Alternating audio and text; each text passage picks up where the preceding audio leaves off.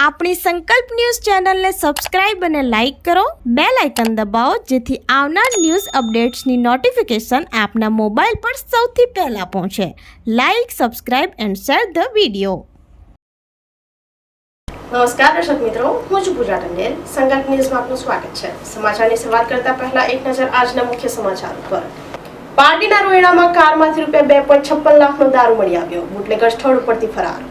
પારડીના રોયણા ગામે ક્રેટા કારમાંથી દારૂનો મોટો જથ્થો ઝડપી પાડવામાં આવ્યો છે. પોલીસને જોઈને બુટલેગર અંધારાનો લાભ લઈ ભાગે છૂટ્યો હતો. મળતી માહિતી અનુસાર વલસાડ એલસીબીની ટીમ પેટ્રોલિંગમાં હતી. તે દરમિયાન બાતમી મળી હતી કે રોયણા ગામના મંદિર ફળિયામાં નિલેશ નરેશભાઈ પટેલના ઘરની સામે એક સફેદ રંગની ક્રેટા કાર નંબર GJ15CH2033માં દારૂનો જથ્થો ભરીને સગેવગી કરવાની પેરવી ચાલી રહી છે. બાતમીના આધારે પોલીસે ઘટના સ્થળે દરોડો પાડ્યો હતો. પોલીસને જોઈને કાર ચાલક મિતેશ ઉર્ફે કાલુ રેવલાભાઈ પટેલ રહેવાસી રોહિણા પારડી કાર માંથી નીચે ઉતરી ભાગી છૂટ્યો હતો. પોલીસે ક્રેટા કારની તલાશી લેતા દારૂની 1824 નંગ બોટલ જેની કિંમત ₹2.56 લાખનો જથ્થો મળી આવ્યો હતો. પોલીસે ફરાર આરોપી મિતેશ ઉર્ફે કાલુ પટેલને વોન્ટેડ જાહેર કરીને તેને પકડવાના ચક્રો ગતિમાન કર્યા છે અને કાર દારૂનો જથ્થો સહિત કુલ ₹7.56 લાખનો મુદ્દામાલ કબજે કરી પારડી પોલીસ મથકે પ્રોહિબિશન એક્ટ હેઠળ ગુનો નોંધી વધુ તપાસ હાથ ધરી છે.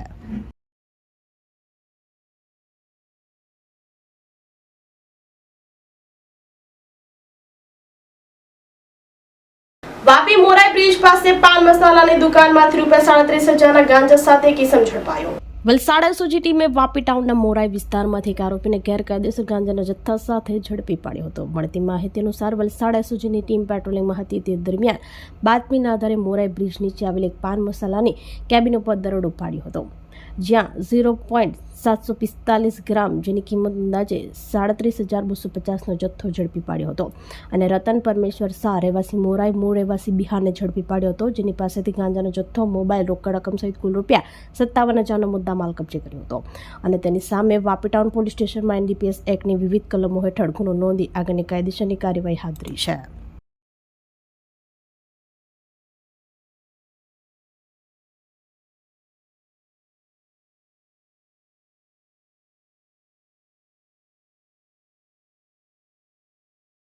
ઉપરવાસમાં ભારે વરસાદને લઈ વલસાડ જિલ્લાની નદીઓ બે કાંઠે વહેતી જોવા મળી.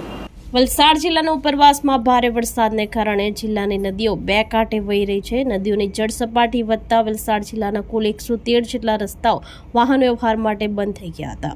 સતત વરસાદને કારણે મધુબન ડેમમાં પાણીની આવક વધતા ડેમની સપાટી જાળવી રાખવા તેમાંથી દર કલાકે 1,50,000 ક્યુસેક્સ પાણી છોડવામાં આવ્યું હતું. જિલ્લાની નદીઓની સપાટીમાં સતત વધારો થઈ રહ્યો હોવાથી વહીવટીતંત્ર દ્વારા નીચાણવાળા વિસ્તારોમાં રહેતા લોકોને સાવચેત રહેવા સૂચના આપવામાં આવી હતી. આ ઉપરાંત કોઈપણ પરિસ્થિતિ પહોંચી વળવા માટે જિલ્લામાં NDRF અને SDRFની ટીમોને સ્ટેન્ડ બાય રાખવામાં આવી હતી.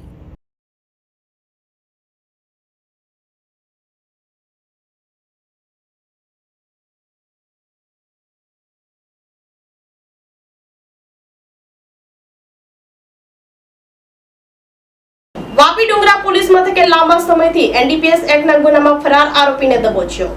વલસાડ એસઓજી પોલીસની ટીમે વાપી ડુંગરા પોલીસ સ્ટેશનમાં નોંધાયેલા NDPS એક્ટના ગુનામાં લાંબા સમયથી નાસ્તા ફરતા વોન્ટેડ આરોપીને પોલીસે ઝડપી પાડ્યો હતો.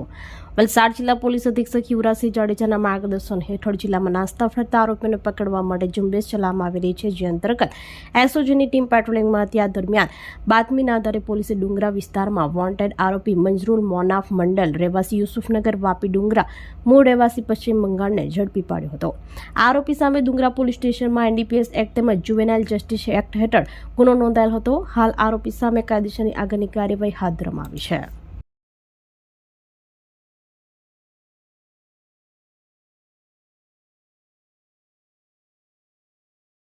મધુબન ડેમમાંથી 1,50,000 ક્યુસેક્સ પાણી છોડાતા દમણનો દરિયા કિનારો કચરાપેટીમાં ફેરવાયો.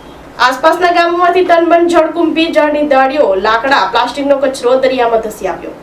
સમગ્ર દક્ષિણ ગુજરાત અને ઉપરવાસમાં છેલ્લા એક સપ્તાહથી વરસી રહેલા વરસાદ અને મધુબન ડેમના આ દરવાજા ખોલીને નદીમાં સતત છોડવામાં આવી રહેલા પાણીના પ્રવાહની ભારે અસર દમણના દરિયા કિનારે સ્પષ્ટપણે જોવા મળી રહી છે. દમણ ગંગા નદી બે કાંઠે વહેતી થતાં તેના પ્રચંડ પ્રવાહમાં ઉપરવાસ અને આસપાસના ગામોમાંથી ટનબંધ જળકુંભી, ઝાડની ડાળીઓ, લાકડા અને પ્લાસ્ટિકનો કચરો દરિયામાં ધસી આવ્યો હતો. કુદરતનો ક્રમ જુઓ કે દરિયાના પ્રચંડ મોજાઓએ આ તમામ કચરો પાછો ઢકેલીને દમણના કિનારે ઠાલવી દીધો છે, જેના કારણે દરિયા કિનારે જ્યાં નજર પહોંચે ત્યાં લીલા અને સૂકા કચરાની વિશાળ ચાદર પથરાયેલી છે. પર્યાવરણને નુકસાન પહોંચાડતા અને કિનારાની સુંદરતાને ખતમ કરતા કચરાના ખડકલાને દૂર કરવા માટે સંબંધિત તંત્ર દ્વારા યુદ્ધના ધોરણે સઘન સફાઈ ઝુંબેશ હાથ ધરવામાં આવે તે અત્યંત જરૂરી બન્યું છે.